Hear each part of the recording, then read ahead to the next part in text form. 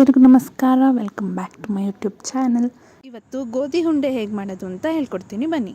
ಮೊದಲಿಗೆ ಇಲ್ಲಿ ನಾನು ಗೋಧಿ ತೊಗೊಂಡಿದ್ದೀನಿ. ಇದನ್ನು ಒಂದು ಪ್ಯಾನ್ಗೆ ಹಾಕ್ಕೊಂಡು ಚೆನ್ನಾಗಿ ಹುರಿದಿಟ್ಕೊಳ್ಳಿ.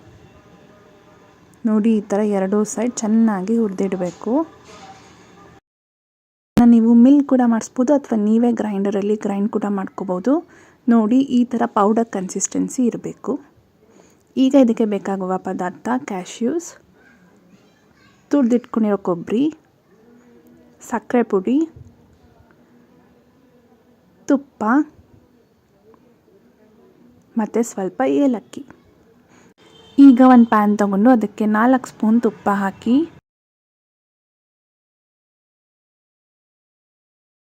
ಇದಕ್ಕೆ ಗೋಡಂಬಿ ಹಾಕಿ ಚೆನ್ನಾಗಿ ಫ್ರೈ ಮಾಡ್ಕೊಳ್ಳಿ.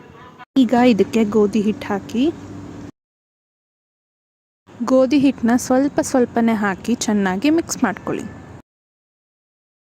ನಿಮಗೆ ಕನ್ಸಿಸ್ಟೆನ್ಸಿ ಗೊತ್ತಾಗಬೇಕು ಯಾವ ಥರ ತೊಗೋಬೇಕು ಅಂತ ಅಂದರೆ ಎಲ್ಲ ಸಮವಾಗಿ ತೊಗೊಳ್ಳಿ. 2 ಕಪ್ ಗೋಧಿ ಹಿಟ್ಟು, 2 ಕಪ್ ಸಕ್ಕರೆ ಪುಡಿ ಮತ್ತು 2 ಕಪ್ ತುರಿದಿಟ್ಕೊಂಡಿರೋ ಕೊಬ್ಬರಿನ ತೊಗೋತಾ ಇದ್ದೀನಿ. ಈಗ ಗೋಧಿ ಹಿಟ್ಟನ್ನ ಚೆನ್ನಾಗಿ ಮಿಕ್ಸ್ ಮಾಡಿ ಇದಕ್ಕೆ ಸೇಮ್ ಬೌಲಲ್ಲಿ 2 ಕಪ್ಸ್ ಸಕ್ಕರೆ ಪುಡಿನ ಹಾಕೋತಾ ಇದ್ದೀನಿ. ಸಕ್ಕರೆ ಪುಡಿನ ಹಾಕ್ಕೊಂಡು ಚೆನ್ನಾಗಿ ಮಿಕ್ಸ್ ಮಾಡ್ಕೊಳ್ಳಿ.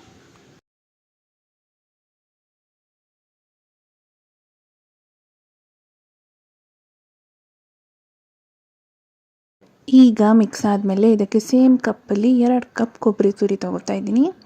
ಕೊಬ್ಬರಿ ತುರಿ ಹಾಕ್ಕೊಂಡು ಚೆನ್ನಾಗಿ ಮಿಕ್ಸ್ ಮಾಡ್ಕೊಳ್ಳಿ. ಈಗ ಇದಕ್ಕೆ ಒಂದು 2 to 3 ಸ್ಪೂನ್ ಆಫ್ ತುಪ್ಪನ ಹಾಕಿ ಮಿಕ್ಸ್ ಮಾಡಿ ಇದಕ್ಕೆ ಲಾಸ್ಟಲ್ಲಿ ಸ್ವಲ್ಪ ಏಲಕ್ಕಿ ಪುಡಿನ ಹಾಕಿ ಚೆನ್ನಾಗಿ ಮಿಕ್ಸ್ ಮಾಡಿ ಈ ಥರ ಚಿಕ್ಕ ಚಿಕ್ಕ ಉಂಡೆ ಕಟ್ಕೊಂಡು ಇಟ್ಕೊಳ್ಳಿ.